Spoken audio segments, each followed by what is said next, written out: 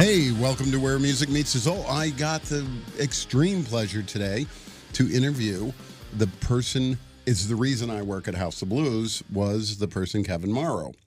So, Kevin, welcome to the show. Thanks for having me. Thanks. And did you know that you were the reason that I actually worked there? Really? Yeah, because when I worked there, I interviewed with Isaac and with Jim Dunn and with Carol Gonseth, and all I walked away with was thinking, these guys don't know anything about music. They didn't. And I appreciate they were very smart people. Smart people. But when, who was the, Greg Trojan, I remember him coming in and saying, my favorite band ever is Ambrosia. Oh, we were in trouble. No, I shouldn't say that. Ambrosia was great for what they were. And they still play for me today. And by the way, Greg turned out to be a fast learn, and as bad as it was at the beginning, it turned out to be good at the end. You know the thing about Greg, that they can pick on him all they want, but I used to sit in the owners' meetings. Yep. And he was so smart. Oh, smart dude. Smart guy. And you forget that you can be smart in an industry that you don't know. Yep. And completely just screw stuff up.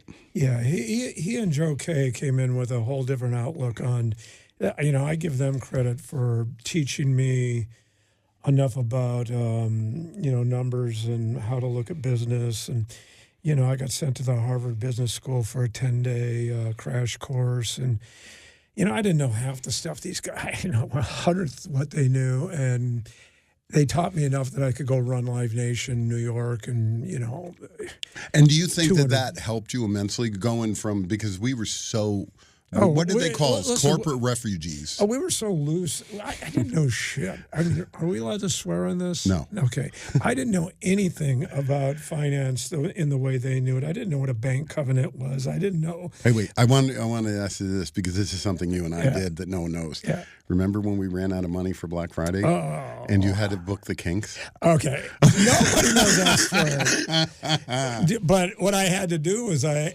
Kinks canceled. And they wanted their money back. And we couldn't give it to them. And we didn't have it. And so I had to go talk. And at the same time, they were changing agents, which went from Steve Martin to Rob Light at CAA.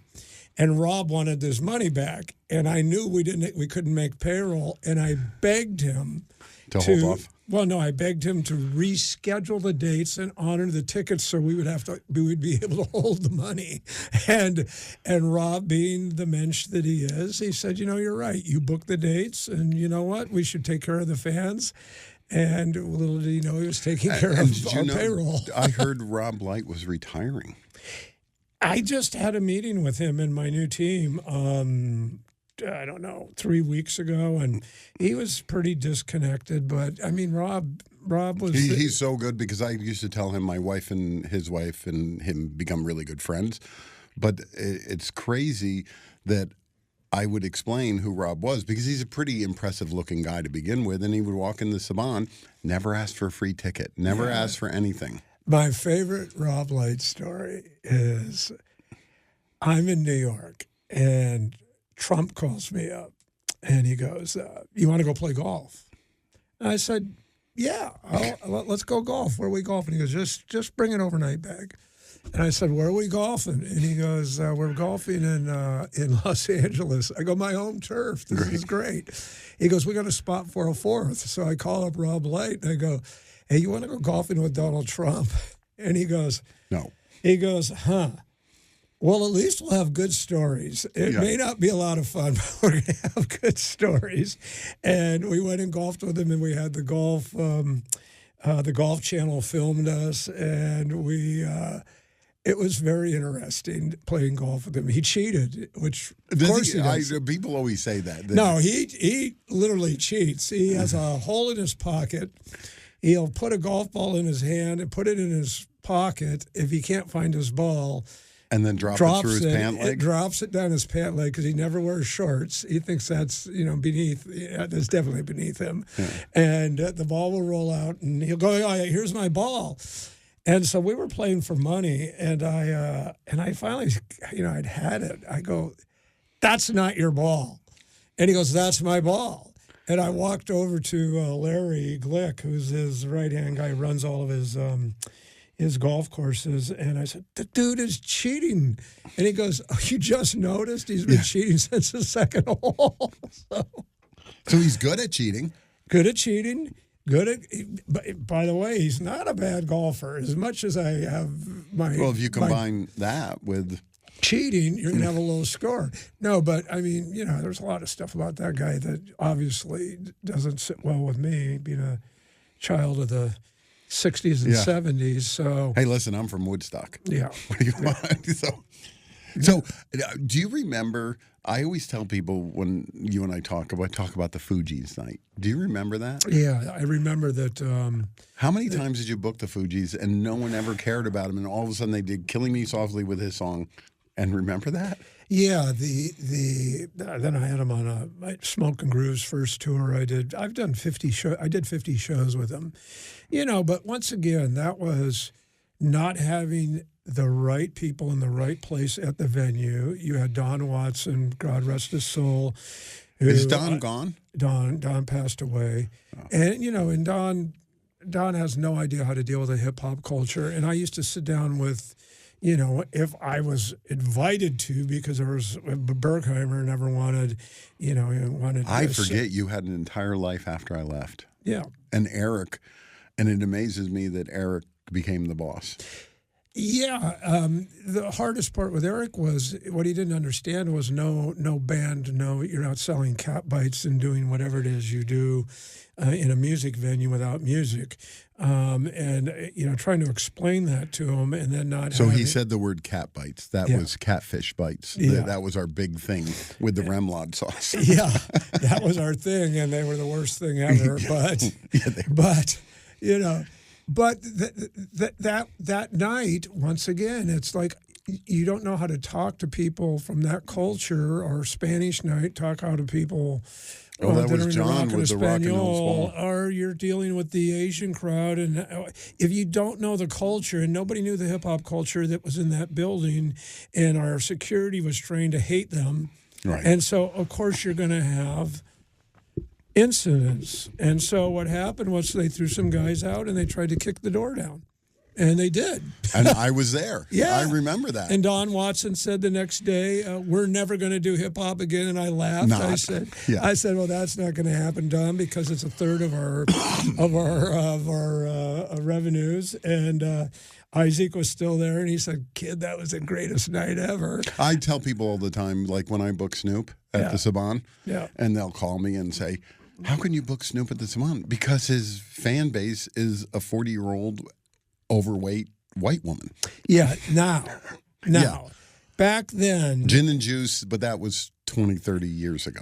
Yeah, and back then, I'm not going to say we never had incidences. I mean, I did Tupac's last show. We remember that one. And I became friends with Pac, and there was definitely an East Coast, West Coast. Were you there? Were you in Vegas that night? No, his last show was in Los Angeles. No, but I mean, were you in Vegas that night? No. Oh. No. Not when he got killed, but he helped me the night of the Fugees.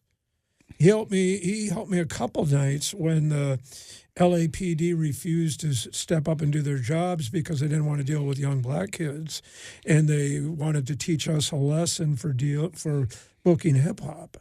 There was a huge, as much as people don't want to admit it, there was a huge hatred for that whole culture. They would have loved to seen it go away. And the night of the Fugees, when all these gang kids showed up, I asked Pac to help me disperse the crowd because one of the cops looked at me and said, "You deal with it." And Pac goes, I deal with it. Yeah. And he screamed out, he yelled out the N-word, and everyone looked over and saw him. And he, motioned to come down, and they all came down, and he said, "Oh, you such and such is got to get out of here. My man ain't going to be able to do hip-hop anymore. And this is the reason why we have such a stench around our community." And, I mean, he laid it out, and they all left. And frankly, it was a little dicey situation. It wasn't at a time. It's only about 3 times in my life where I go, this could get out of control. I was there that night. Well, I was in agreement with you. I was there when I was explaining to people that back door when they kicked the door in. They split the door in half. Yeah. I remember telling people that they'd split the door in half, and they go, "No, they didn't." You're like, "Yeah, they did. They split the door." Yeah, they and did. who was the guy named Kevin who was at the Mondrian, and he was security for somebody who came over and helped? It was amazing how people helped. Isn't it? I don't remember that part. I think you were upstairs. I was downstairs. I think I was dealing with Pac and the actual thugs. And remember the green room for issues? Oh, yeah. We had to hire the most gnarly green room waiters because every time you put in green room waiter, they got harassed so bad. But also I remember a time when we had a East Coast group and it was getting they were just being themselves. They talked different. They did everything was different, and the girl got intimidated and started to say that they were harassing her, and they weren't. And once again, it's like the Karen, and not your Karen, by the way. My Karens with a C. Yeah, no, your Karen's great, but Karen. Oh my God, they're just people are like. Anyway, we didn't do a great job until we got the Kelly McGillis and a couple of them that could roll with anything and laugh it off and be able to throw it back at them. And then all of a sudden. I remember going through that when we first came in, that we had a big campaign about telling the staff that we were lucky to have these people play here because they could play anywhere they wanted. Yeah. And it wasn't a choice. And still today, I think to myself that like when someone comes to see Too Short, they know to go to the Canyon Clubs, because Too Short. And back in the old days, now that leads into my first question. Compared to like the free-for-all events of when we started, compared to now, do you have any, like the changing music industry? Is it going to go totally Live Nation, block buying? Oh, Or yes. is the independent? I know I'm like the only independent left in California. Yeah. And I used to think that I was in small business, but I guess doing like 20 million, we aren't too small of a business. Yeah. Well, the weird thing is it's getting bigger. It's gone global now because I went to China 6 years ago and started doing business there where it's still kind of the Wild West and Live Nation is number 6 in promoters. They're not number 1. They're trying to be number 1 and they're like block buying the world. They'll give a guy, I think I did a deal with them for $60 million that included the whole world. And that's the only way they're getting shows in China. Really? Yeah. And do they do well in China? Because I can't imagine them coming up with Taylor Swift ticket money. Why? Oh, do you think they do? That doesn't I affect- know. I mean, I've been there. Have you ever been there? No. Oh, well, you're the normal American. There's probably a larger middle class there easily than there is here, Really? and there's more millionaires there, but times 1,000 than there is here. But like inland China is different than Shanghai, right? Or Guangzhou, Chengdu, Shenzhen, all these they're all cities that make our number 1 city look like it's from the Stone Ages. Really? Yeah. So you're enthralled with China. I think it's telling you what's real. I'm impressed with it too because I'm just telling you what's real. I watch all this stuff online and this China hatred and stuff, and the weird thing is, why would you get mad at somebody because they got a great economy and they got a great thing going there just because America is supposed to be number 1 at everything? I look at the world as one big world. Do you think that I was going to say, I don't look at least the people I hang out with don't look at China as an enemy. Go read Facebook. Is it really that? No, way? it's all over it. Yeah, that's a shame. It is a shame. And then, I mean, go look at what is. I don't disagree with America first in a weird way of let's go put some money into America and fix it, but because it is broke. But then again, that whole thing is kind of like a weird way to put it. Like, human beings first. You know, yes, I want everyone in America to have a job. Yes, I don't want people to be afraid. Yes, I want the better life for here. But that's just not the way we're set up. I mean, we're set up like the rich get richer, the poor are poorer. Right. You know, and that's the way it is. But we're busy just like it's funny because I am a history junkie, and I think to myself, this is unprecedented times. And then I realized, no, it's not. This all happened like Andrew Jackson. It happened a bunch of times through our nation's history. I have the feeling that the United States is great, and we have to prevail, and we will prevail. We will prevail. But what do you mean by prevail?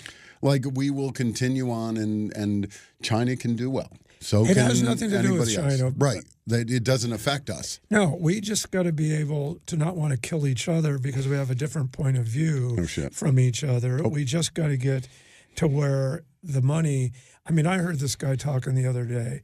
My boss was talking, and he was just saying, look at what happened when Silicon Valley got so rich. Right. They took the money and they threw it into Wall Street. They didn't throw it into the infrastructure. They didn't throw it into anything else. Right. And then you wonder why a country that could be... Infrastructure's falling apart. Our infrastructure's falling apart while taxes keep going up. You wonder why the way we roll here is just a different... And by the way, we're 200 years old. Right. 250. Yeah, 250. That's nothing. Right. China's 5,000. You know, Japan is more. Everywhere is more. And you see things come and go. To me, it's still an experiment. And I just hope to God that it's the right experiment. I believe in capitalism. I believe in you work hard, you should be rewarded for it. With all of the venues we've done in our lives, yeah, what was your favorite? Like, I know that we've spent like $1,000 per square foot on venues, and we've spent $3,000. Well, my favorite looking one was Chicago. Yeah. And then my favorite vibe one was New Orleans. I loved New Orleans too, but it was terrible load-in, load-out. It was just... Remember when, what light fell off the thing and it hit somebody? 9 Inch Nails, was it? Oh, I don't remember that. I remember, and as an operations guy, because you were a talent guy, as an operations guy, that was my fault. That light fell and hit somebody. Wait a minute. Anything that happens on the stage is your fault too. Is my fault. You know, believe me, if Cliff Bernstein went looking for somebody, he wasn't looking for Lance Sterling. If a light fell on one of his artists, he was looking for me. Because, that's true. You know, you would have been going. I just was dealing with the lawsuit. Yeah, you were dealing with the lawsuit, and you were dealing with the shitty side. Well, we were both dealing with bad sides of it. Yeah, I was going to say, you know, today it's hilarious. We get sued like as much as when I was at House of Blues for the most moronic things ever that you like. You would die if you ever heard like some of the lawsuits. We had a lady rush to stage at Ojai, and she grabbed the leg of Daughtry, right? And she then punched a cop in the face, and then they took her away, and she's suing me for unlawful detainer. Oh, my God. But it's funny because what did someone say to us? Nat Littman. Remember Nat? Oh, Nat. Anybody can sue anybody for any reason at any time. And you're like, that is so true of a statement. That is true. Well, remember the joke? We had, what did Greg tell me? He said we had 2 or 3 slip and falls going every day, every year that he was there. And every day. And we would have to deal with him. Yeah. And it's just crazy. I reminds me of that. Remember when Paul,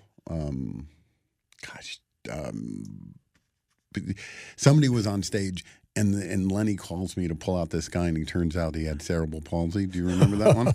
No. And it was just like, he's drunk. No, he has cerebral palsy. Yeah. No, Lenny. But you loved, because I love Chicago too. Yeah. But the most messed up thing is you had to load in from that underneath. And that's a little piece of information I didn't know. Did anybody know that there's an entire world underneath Chicago? Yeah. Like when you load in the band, you load in underneath the ground. Yeah, we actually had the train go down there once. There's train tracks down there. I remember Isaac took me down there to give me a talking to. Yeah. Because I like Kevin, say my opinion and we kind of don't back off on it. And he took me down there and said, Lance, you have to be more cooperative. In other words, do what I tell you. Yeah, I was going to say. Yeah, no, Chicago had one of my favorite memories of Chicago is we did Aretha Franklin, and I had become friends with her from Los Angeles, and her agent, Dick Allen, was a very close friend, and he just passed away as well. And Dick wasn't coming to the show, so he lived in L.A. Aretha comes into the show. She goes, now, Kevin, you be waiting for me on the side of the stage with the money. 50 grand. 50 grand. And I want it in cash. And wait until you hear where she put it. Oh, yeah. Yeah. I was like, okay.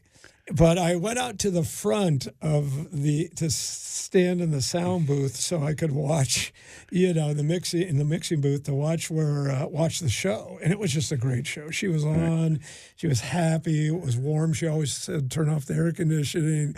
We turned it off so she could sweat, and her vocal cords were great. And I swear to God, the show ended and it wasn't more than 5 seconds, the red light goes on. Aretha's screaming, where is Kevin Morrow? I had to run back there, and she was standing there with that classic Blues Brothers in the diner, hand on her hip, going, You're going to be waiting for me? Where were you? And I said, I was watching the show. She goes, come on. Takes me into the dressing room. She takes her clothes off down to her slip. And I'm just like, oh, geez, And Aretha, it was the later years, and she divided the money in half and put half of one side and half on the other side under her breast. I can tell you the rest of that story, because after you left, what she would do is sit at her desk, and Herman Light, which was my production manager, was her production manager. That's where I got him from. And he would sit there, and she would pay out everybody personally. Oh, my God. And you got to appreciate that, because she was completely involved. It reminds me of Etta James. And Chuck Berry and Etta and Little Richard. Everyone from that Chitlin Circuit those days. So were the did same. Etta ever molest you? Etta tried to hit on me before House of Blues. I used to do shows with her. She used to hit on me right in front of her husband. Yeah. And like grab your butt and grab your junk. And you're like. Yeah.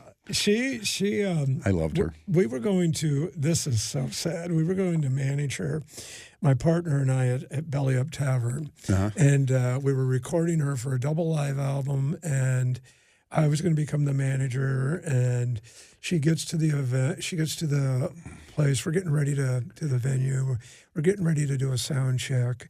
And she's walking across the dance floor. One of her high heels broke. She rolls her ankle, got in her car, and drove home. Really? She's done. She was done.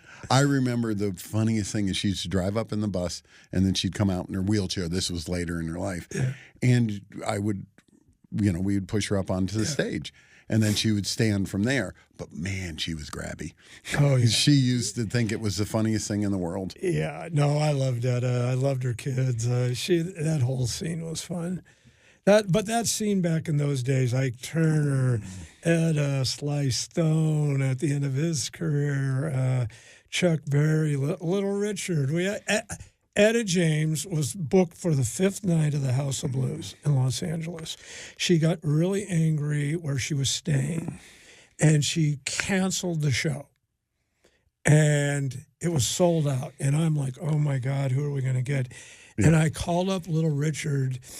He was living in the Riot House. Oh, you got that, yeah. Yeah, I called him at the Riot House, and he got on the phone. And I said, hello, Richard, this is Kevin Morrow. I'm the booker at the House of Blues. Oh, I've been watching it go up. I'm so excited. I'll play there one day. And I said, how would you like to play there tonight? Tonight? Yeah. Did you get him to say you did? No. Oh. It was so sad.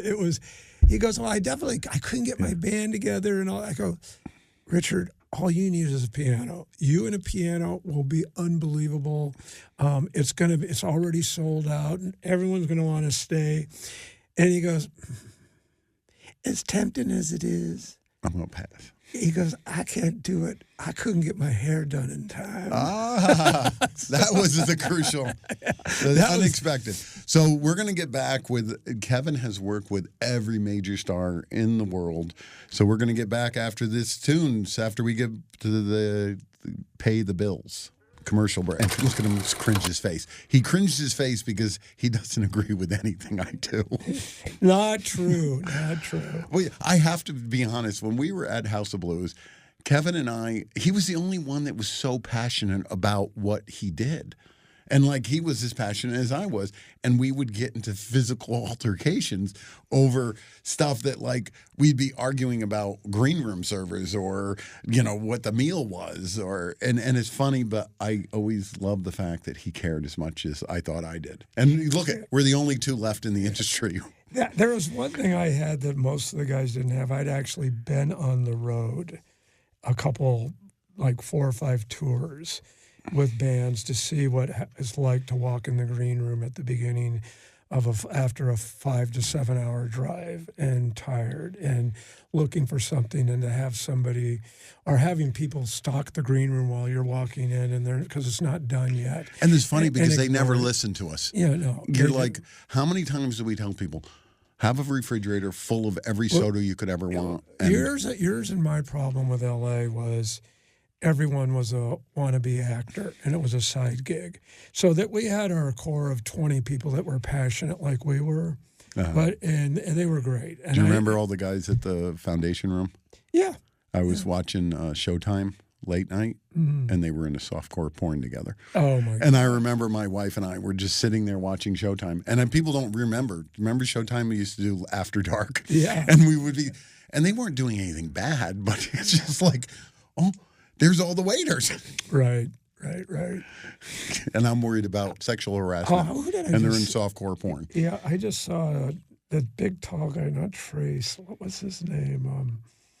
I just ran into him up in, God, what is his name? Anyway, I ran into one of the guys out here. This Kebo. Oh. And he came running over with his family, and they go, "This is the guy I tell you about." And I'm like, "Oh my God, what?" Your name gets brought up more than you ever could imagine. And it's about half. Half Well, of you it's affected not, a lot of us over our lifetime. well, I hope it was good. Well, it affected. This is what I say. I am as successful as I am because you would clarify everything I did. And right now, I find that if you came to a Canyon Club, you would say, "Oh my God, this is House of Blues all over again," because I have restaurant managers who don't know anything about concerts, and I have to tell them every day, you should be honored that Too Short wants to play here. Yeah, there's just a thing that two things with me. I'm attention to detail, and your responsibility for your actions. So if I have somebody that's not going to work as hard as me, I'm going to call them out. And Are you proud of John Pannell? Oh, I love John. Isn't John amazing? John and I right now are working on 2 shows together, and and when I had to let John go, it was super difficult because I had known him for 15 years prior to that, and he had done something. That was detrimental to the team, and the team for me was about 25 guys that had. But to me, it's to his benefit that his track in life took him that way. Yeah. Well, what happened with John? The one thing I will take credit for with John, besides teaching him, when you play with a team, you're only as strong as your teammate is. It's not how strong you are; it's to make the other guy stronger. But John was having a hard time because I had all the hip hop, Carol Lewis, and all the hip hop agents loved me, and Carol Lewis and Smoking Grooves and Kevin Morrow. And I had like the 3 main guys, and John I was trying to mentor to become a talent buyer, and so I said, John, we're in LA, 51% Mexicans, dude. Go learn rock and Espanol. And he did. And he became the #1 guy in the country in rock and Espanol. That's what I use him for. And every time he knows exactly what's going on. Now he's one of the #1 guys with Japanese music. Really? He's got this act, Otto, that sold out the Staples Center. You know, it's funny because we do this Persian music and all of this they call it international music, and it sells out, and no one knows it even happens. Yeah, no, they're whether it's Asian or Indian. I mean, Remember the Indian? What was the Indian one we did on stage? Nusrat Fateh Ali Khan. Nusrat he was there. Bob Dylan. And they remember them all sitting on the stage. Yeah, it reminds me of Otmar Liebert Luna XL. Yeah. But it's funny because I remember that. That was striking to me to see that. Yeah. I think maybe McCartney or Yoko or one of them came because they were all fans of Indian music that night. Because what people don't realize our connection to the Beatles. Right. I mean, the biggest band in the history of music, and our connection was Isaac was married to Ringo Starr's ex. Yeah. And when she got sick and died, and by the way, Barney's related, and Ringo's kid. Is Barney still in Vegas? I don't know where Barney's at now. Yeah. And one of and Ringo's kid, one of them was she was an intern for me. And then when Marie... And isn't your assistant married to Paul Anka? No. Who is married? No, who is... No, no, I'm trying to think. One of your assistants, the blonde, was married to a famous guy. Oh, no. Katie. Katie is married to Neil Diamond. Neil Diamond, yeah. Yeah. I heard he was performed again. I heard he was done, and then I heard he did a show. Yeah, that I don't know. It's kind of like watching Cher do her final farewell tour. It's sad. I mean, God, this guy's like part of the fab work of my, growing up. Yeah. So I've known you forever, but I don't know how you started in music. Was it by accident, or did you slowly? What prompted you to get into the music?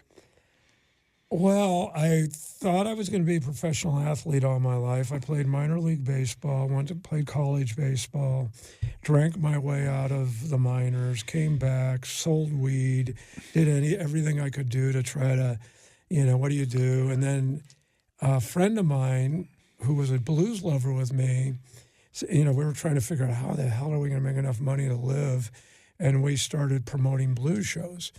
I think the first blues show I did was John Lee Hooker, and then I did Albert Collins, and then Coco Taylor, and we were just calling Chicago, calling them at home. Really? Yeah, not even going through Capus or AFT or any of the agencies. And I was living in San Diego, and we started a blues society, and through that, I became friends with the guys at the Belly Up, the guys that started it, and then... How did you meet Isaac? Isaac, what I had done through my previous company was I put together the House of Blues Radio Hour. I had been working on it with NHK and Michael Murphy and Ben Manila, and it turned out that my guy who was going to be the host was Charlie Musselwhite. Yeah. CBS came back and said they weren't getting good response. Nobody knew who he was, and same day, Michael Murphy, when he tells me that, he goes, "I'm dead. I really needed that." And I said, "Well, who else you got?" And he goes, "Well, I'm with this new company, and I got Dan Aykroyd." I go, "Dan Aykroyd? Jeez. Hold on a second." I called CBS, Ben Manila. "Ben, would Dan Aykroyd work if Charlie won't?" And I swear to God, in 48 hours, we had the House of Blues Radio Hour. And is that where Live from the House of Blues came from? Yeah. I would have assumed that was you. Yeah. I never knew that story. But it was, Michael working on one side. He didn't know Ben Manila, who I was working with on another side. Ben was CBS. Murphy was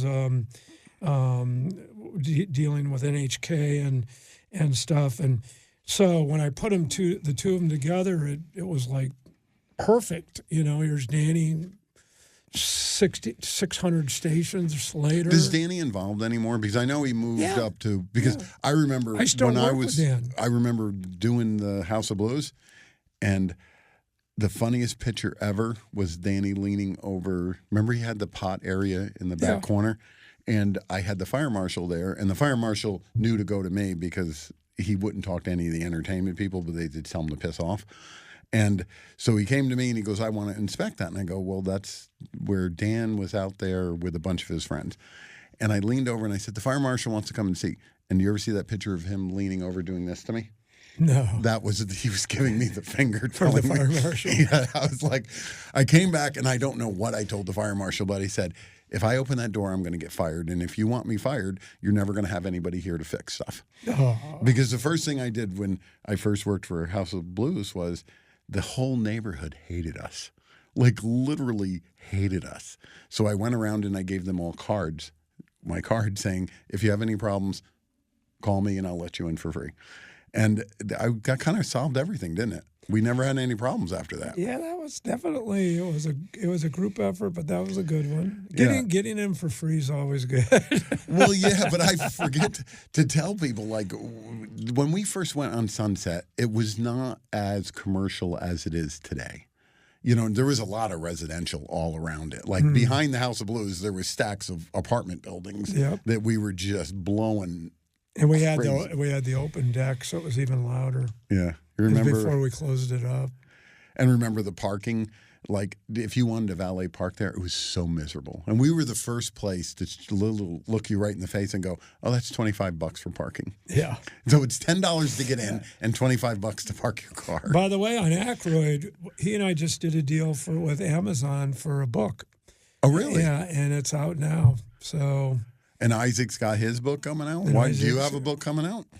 I'm going to write one when I retire, but mine's going to be different. I mean, there's so many guys that know so many bigger guys than me, and if you really want the story of hanging with Bono or going on the yacht with Bruce, you know, that's. But we were never those guys. No, my story is going to be how do you go from being an alcoholic drug addict to the point where you're, you know, almost dead.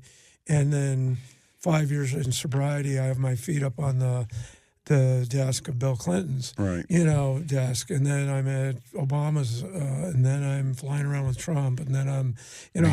Because you stopped drinking. Well, because it allowed me to become a decent human being. Right. And I was applying my ambition toward getting alcohol. And when I stopped doing that and I started applying my ambition toward money, and in reality, I really never care about money. I care about being successful, and money comes with being successful. Yeah, that's true. That's true. When I got sober, I just could recognize how to connect the dots. I know, but think about how brilliant you were to do that Kinks deal. Because I tell people that saved the House of Blues. People don't understand. I was there. We were negative $430,000 in our account, and I had a $200,000 payroll. And he had and back then it was like tickets for that were $75. And that was for a couple nights, right? Yeah, it was 3 nights. Yeah, can you three. So what's 3,000 times? It was $210,000. Yeah, 3,300 times 75. So that's where he and I always got along because I could tell what he was doing. I needed the money. I was freaking out. And he knew just drag. What you didn't know, though. What? Please don't tell me. It was good. We had a backup. Oh, we did? Yeah. Fred Rosen was going to advance us $500,000. Ticketmaster. Yeah. Yeah. Against ticketing. Yeah. Because Fred, we were his third account. Were we really? Not House of Blues. What was it before Ticketmaster? It was Ticketron. Yeah, remember that. Yeah, no, this was with down at Belly Up. Fred, and what's your opinion on Ticketmaster? Do you think they're an evil company, or are they just the people getting abused? Because so Fred sat with me. His pitch to me me and my partner Mac Falk was, I'll be the guy that takes all of the guff from all of the fans. I'll be the guy that protects the artist so it doesn't look like their guarantees are causing the ticket prices. And I'll be the one to be able to give you some money that isn't reported on the ticket manifest. And this terrible thing is I understand all those things that you said are crucial to what makes everything work. They're all without those, the business doesn't work. The artist definitely is not going to take.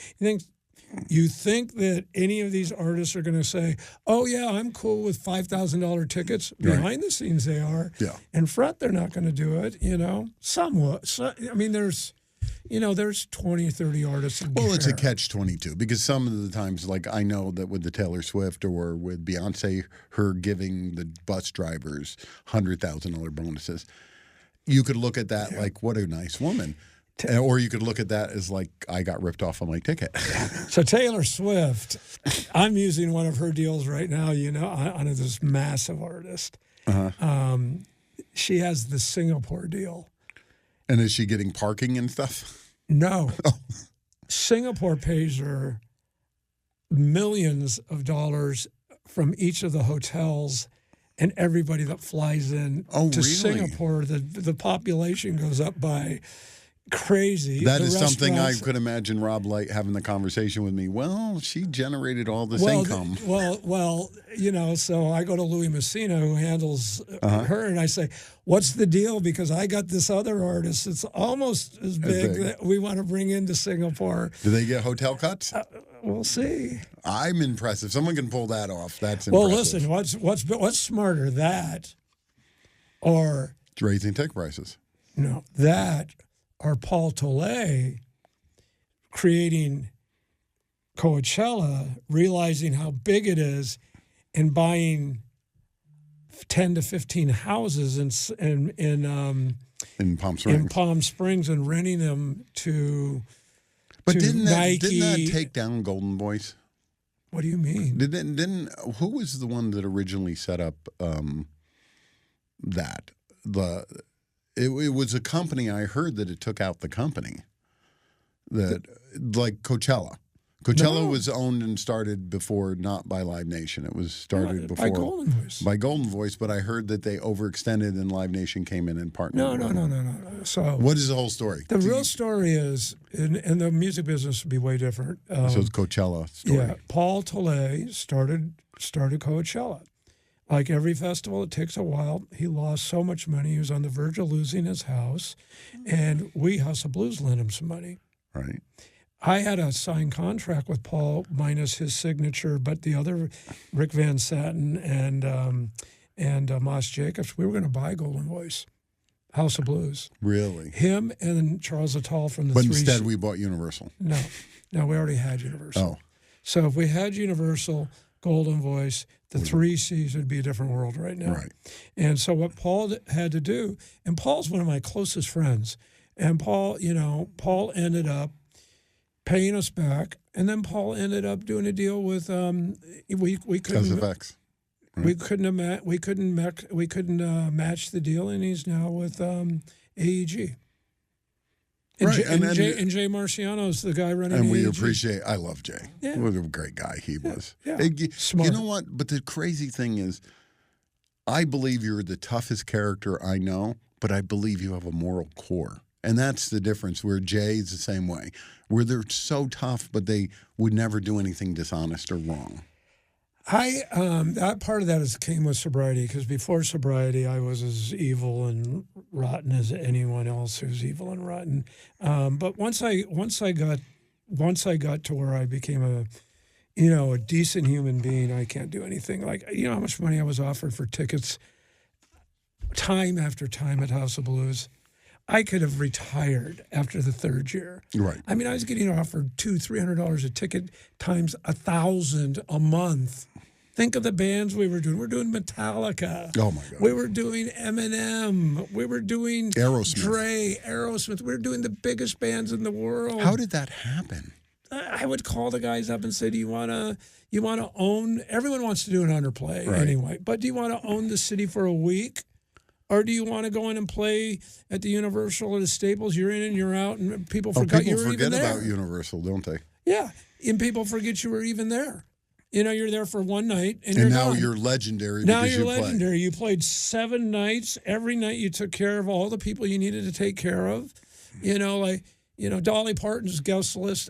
She told me one night on her guest list alone was 9 plastic surgeons. So you can imagine when Dolly did a 3-night run. When we did the Foo Fighters, how many? There were 300 people on their guest list. Yeah. And I remember the agent calling me up and said, "It's 26,000." And I was like, "Our production is going to cost more than 26,000." But I was happy to do it. Yeah. Because Foo Fighters played the Canyon Club. Well, my biggest argument with the non-music guys and marketing guys was, because I'm a marketing guy too, you know, so was, where are we going to get more bang? Are we going to get more bang taking billboards out and pushing the fact we have Eric Clapton, the Foo Fighters, Eminem and stuff? Are we going to get more bang going gospel brunch on billboards, putting on the top of our building, which is prime location for an artist? I could have gone to Clapton and say, Eric, we'll put your name on top of the Sunset Strip for a month. Will you come play for 2 days and I'll pay you, $200,000 a night? And he would have done it. And our guys were more like, oh, we're going to make the gospel brunch work. It was the lowest returning. We never made money. That is so funny that you say that, because the first thing I remember leaving House of Blues, they switched it over to Kurt Franklin. Yeah. They don't do the Gospel Sunday brunch anymore, do they? No. And I thought that the only place that would work would be Vegas. How could they not do it in Vegas? I thought they did do it in Vegas, but they stopped. Well, obviously it didn't work. I guess there's a lot of sinners in Vegas. So my favorite thing about you recently is, one, your wife is beautiful and wonderful, but your dog. I love that dog. Well, you asked me what got me involved, what got me into music. Yeah. And it's Jimi Hendrix. And Hendrix was my guy. It was my guys when I was a kid were Hendrix, Muhammad Ali, Martin Luther King, and Malcolm X. I guess I wanted to be black. Now they would call it cultural appropriation. At that time, I told you, everybody growing up, when we grew up, you either American Bandstand or Soul Train. Yeah. All the geeks were American Bandstand. We were all Soul Train. Yeah, I don't know what you're talking about. But the point, the thing is that got me. That I'll tell you another story about those guys. But that's how I named my dog Hendrix. But he's such a maniac. And what does he weigh, like 100 pounds? No. Is he 70? He's a wad of muscle. He's like 80 pounds of muscle. He's a 5-year-old pit bull. The happiest, sweetest dog. He's never. And when you're in your backyard, he does the zoomies. Oh, he's crazy. Oh my God, 100 miles an hour. Right. Yeah, and if you get in the way, he's just like. Does he ever wipe out? Yeah, he gets going so fast, his feet slip out from under him. It's great. Yeah, I love that dog. Yeah. He's an amazing dog. But the 4 guys, it's funny. Those 4 guys who I felt changed my world and made me look at the world differently, and really brought segregation and all that stuff into my realm. I grew up in Orange County, super right wing, super conservative, and the last thing they're going to talk about is that. And those guys, really put African Americans' plight on the map for me. And I had pictures on my wall of all 4 of them. And one day I get a phone call from Kareem, and he wants to know if I want to manage him.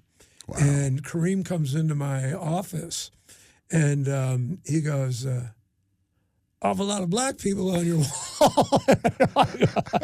And I go, yeah, there's something about these 4 guys that kind of made me. It affected you. It affected me, and then he and I had about a 5-hour conversation on what I would do if I was his It's manager. funny because in sports, because I guess you and I have a lot of the exact same thing, because Jimi Hendrix was my guy. If you go into the Canyon Club and look at the wall, everybody knows Jimi Hendrix is my guy. They send me all these custom photos, and I have to send you a picture of it. You'll really appreciate it. Yeah.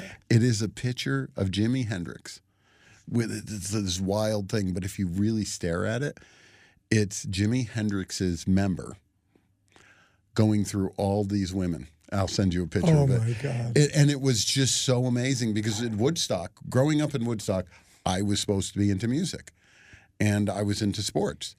And when you're into sports and music, you're really in a group of, I want to say, minorities. Yeah. And that becomes your majority, your minority, and that's where dealing with everybody and having respect, because in the field, if you can sell tickets, then you're impressive. Yeah. If you're faster than me, then you're impressive. I don't care what color you are. No.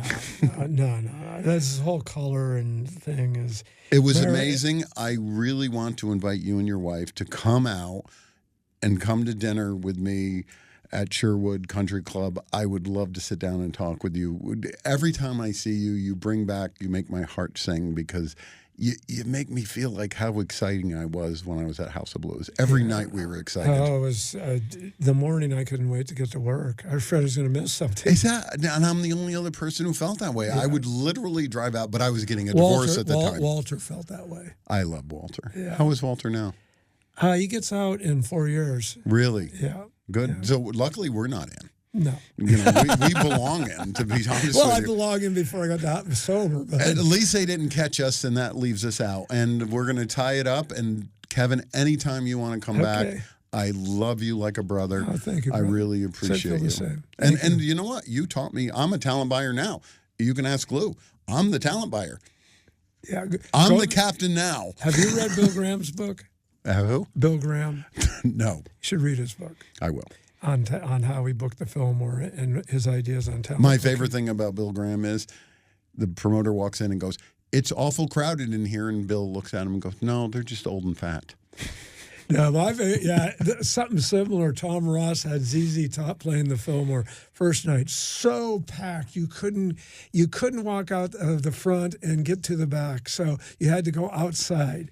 And Tom told me the second night it was worse. He said there were people like 4 deep outside the doors looking in, right. And he ran to Bill Graham screaming like the young kid he was, and Bill, the promoter. He goes, and this is worse than the first night. And he goes, well, the people are bigger tonight. Wow. Well, right. We'll see you next week, and welcome to Where Music Meets the Soul, and I appreciate all of you guys. Thank you. Thank you, Kevin.